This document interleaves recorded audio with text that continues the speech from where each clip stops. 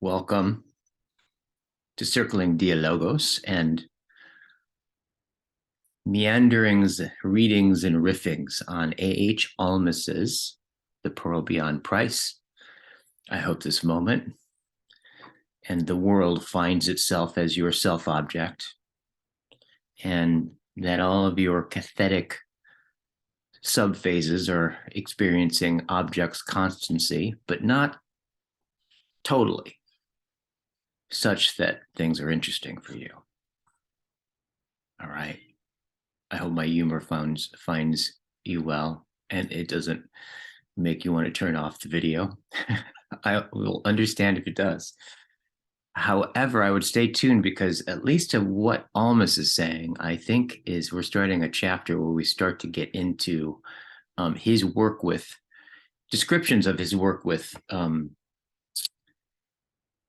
his students, basically, and getting into just the practical, like some of the practical examples of the kind of work that he does, the inquiry work, to start bringing some of these ideas that we've been talking about together. So I find, at least I did when I was reading him about 5 years ago, have found his observations and the place he's observing from to be revealing of a realm of subtlety that is, it's a subtlety. However, the site of that subtlety seems to be what is actually constituting us and constituting our experience in deep ways, right? So having language and distinctions that bring that level of reality, if you want to call it that, level of being, to our perceiving, right, affords us, of course, access to being able to relate with it more profoundly. And it's just quite beautiful. Okay, so let's dive in here. Okay, we're at part 2 of the book, the beginning. And this chapter is called The Discovery of the Personal Essence. So just to review, basically in this dialectic that he performed in the first 2 chapters, about the man of the spirit and the man of the world, revealed this contradiction, but also agreement between the two, but revealed a schism between the two.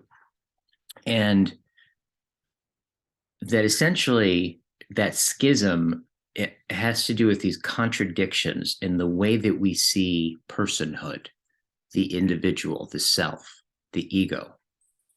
And spiritual traditions have a tendency to basically foo-foo the ego, see it as illusionary or not real. And psychology just assumes that that's the only reality, right? And the only thing that's real, it doesn't even postulate anything else outside of the ego and its images and mental projections and all that kind of stuff, right? And basically the conclusion or the open question, if you will, or the speculation, is that actually the realm of the personal, right, and the realm of the impersonal or the transpersonal co-reflect one another, essentially, like co-constitute each other, I would imagine. And that what we call the ego and its distortions, and what the spiritual traditions would call distortions, are actually mirroring or reflecting a deeper structure of reality that actually belongs, in some sense, to the spiritual, the impersonal. And that this starts to create a vision or a possibility of human life that I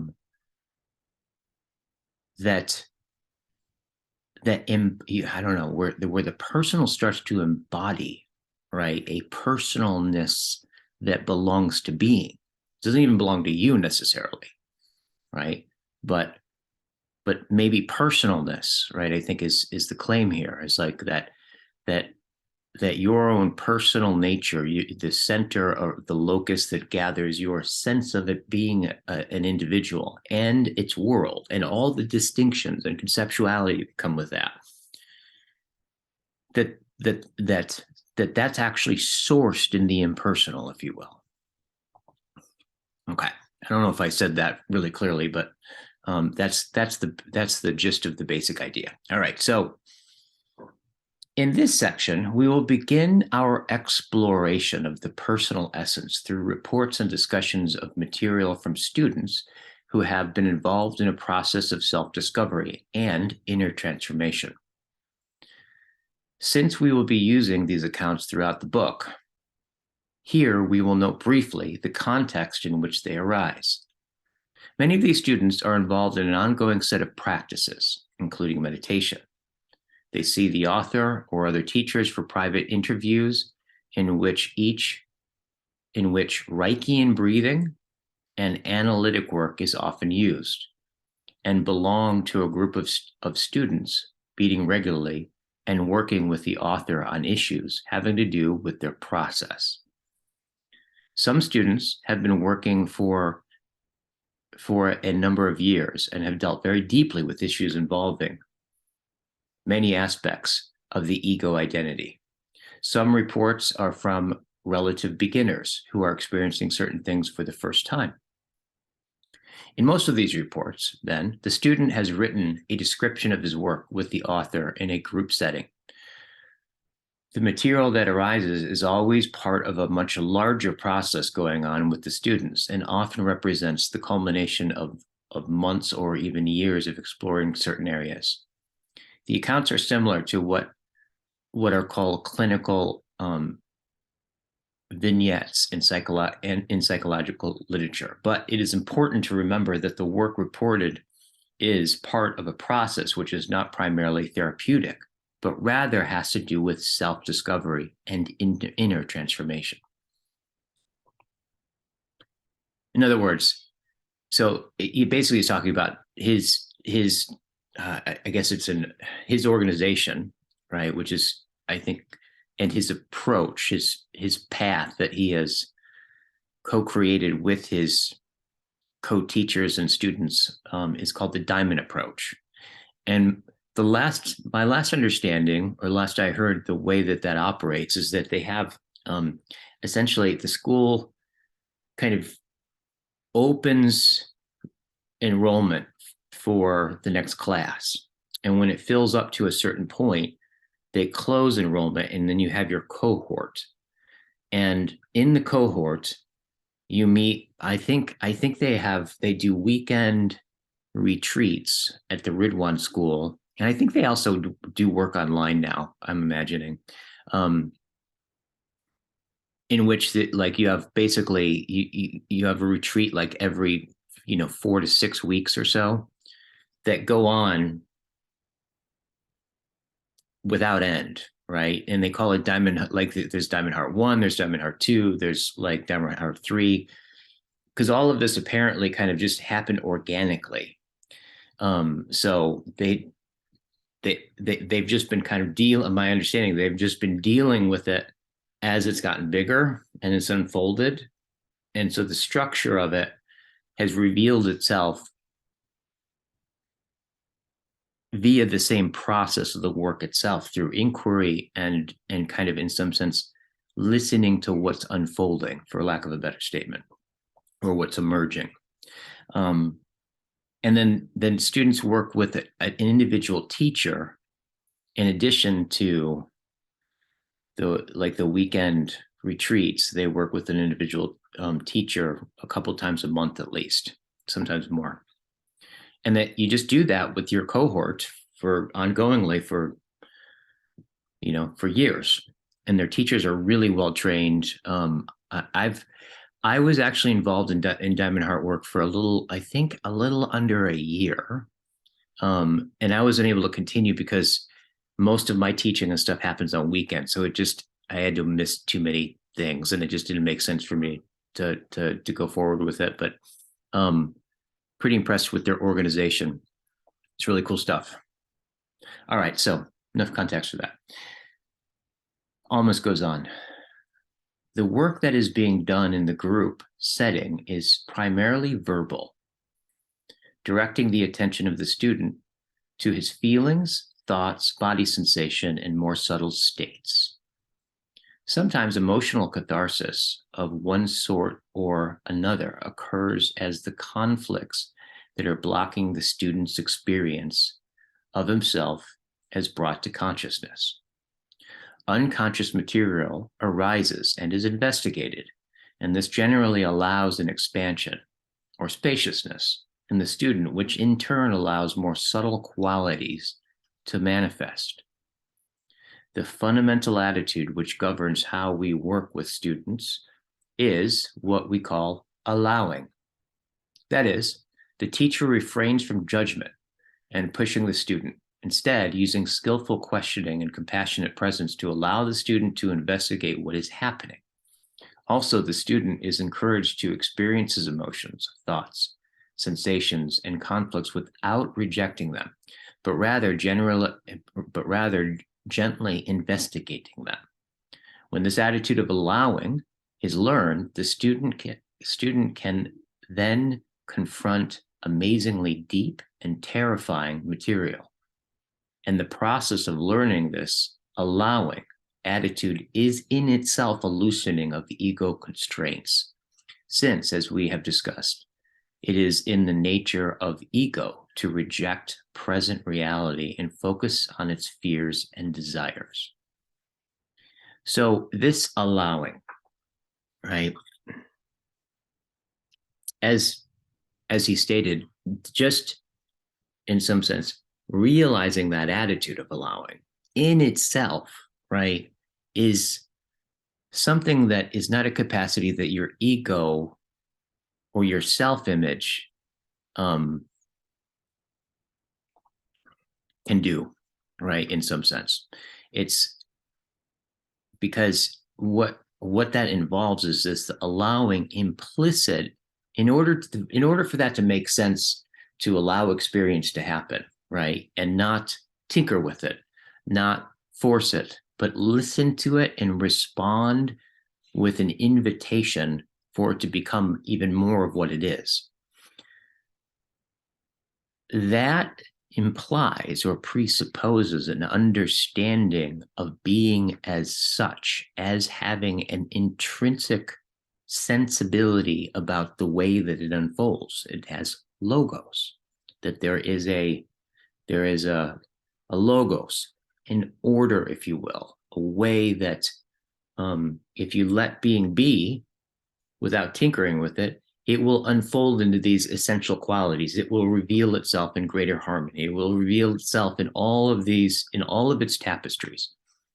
And that it's something for your individual ego, right, to not pucker its butthole at the sight of its own dissolution or possible dissolution in the face of being, right?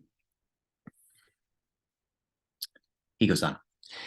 The case histories we will be presenting should be understood to be occurring then in a very much larger context than is clear from the description of one working session.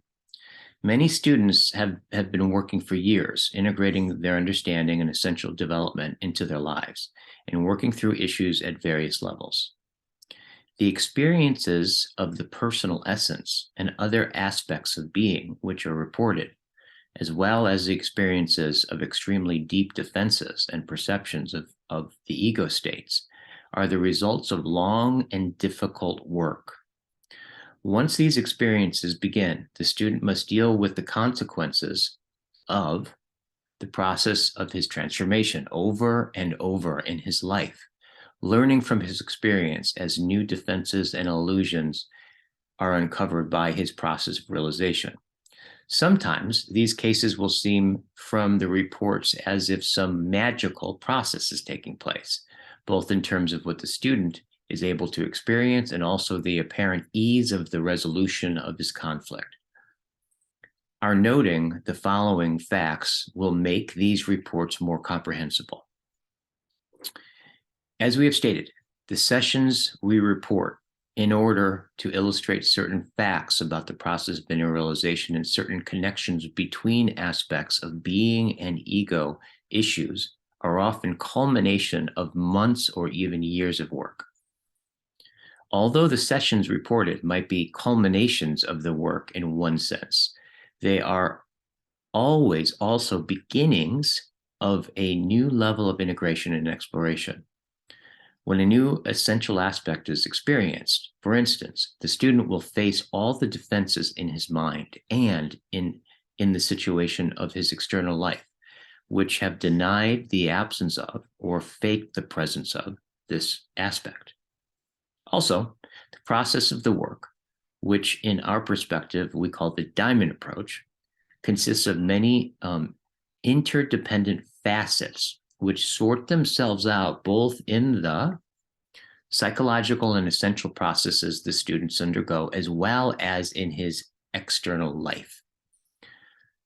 The experiences of being and subtle perception of one's state are much more accessible than it would seem in just reading the cases. Even beginning students often learn quickly to perceive and appreciate their subtler states, as well as to become more clear about what is happening on the physical and emotional level. Another factor in this ongoing process of realization is the resistance to the process caused by many kinds of fears and illusions. Students must learn to experience their fears and attachments without acting them out in their lives. For instance, if a student is working on a level which involves a greater sense of autonomy and is feeling a desire for essential autonomy, he might suddenly decide that he should divorce his wife or quit his job. These inclinations must be explored and objectively understood if the student is to find the real autonomy he desires, rather than acting out his desire on an inappropriate level. So we will see in many of the case histories references to issues that are coming up in the life of the student, which are then connected with the issues which are surfacing in the work itself. This reflects the understanding that the life of ego is a reflection of the deeper life of the essential being and allows for an elegant, grounded, and personally compassionate way of transforming the personality. So in other words, right, there's, you can kind of hear this sense that if we say that being, reality as such, being itself, right, unfolds, right, and it unfolds through our personal life, right, and that unfolding is good, right, in the most deepest Platonic sense of the word, right. Therefore, the very all of your, even your resistances to that unfolding, all the fears it brings up, all the contractions, all of the ego defenses, right? All of the distorted projections and perceptions, all the things that come up as a defense against the unfolding of being. If they're allowed and held in context, basically what he's saying, that even those defenses reveal what they're defending against, right, in ways that help to resolve those things. And this sense of allowing, right, and this allowing attitude, right, is, on one level it can sound kind of passive, but actually, right, it's brutal in another sense of the word. It's can be like lead you to territory that is actually so terrifying that you could barely even tolerate it. But if you can allow that terror and follow it, right, you start to develop and you watch what unfolds is unfolding as a resolution of those very defenses and issues in a way that brings more aliveness, right, more life, more being, more wholeness, all of those things.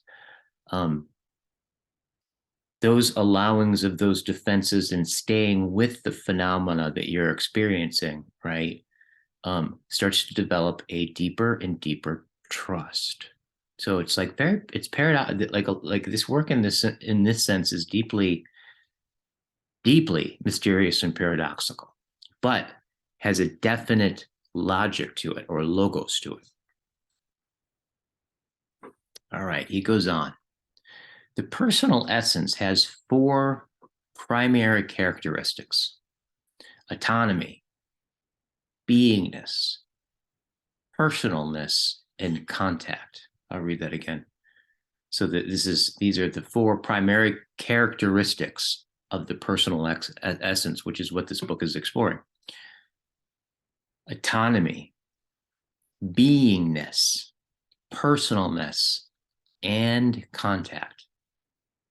Investigating these characteristics will allow us to contrast the personal essence with the personality of the ego, and also with the impersonal essence or being.